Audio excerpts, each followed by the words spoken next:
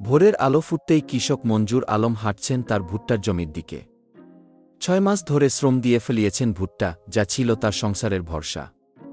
মঞ্জুর আলম ভুট্টার গাছের চারপাশে কাজ করছেন, চোখে আসার আলো। এইবার ভালো ফলন হবে, আল্লাহ চাইলে সংসারে স্বাচ্ছন্দ্য আসবে।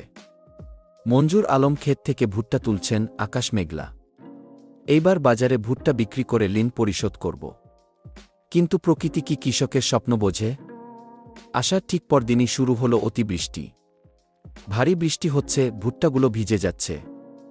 বৃষ্টি থামছে না, ভুট্টা স্যাঁতসেঁতে হয়ে যাচ্ছে।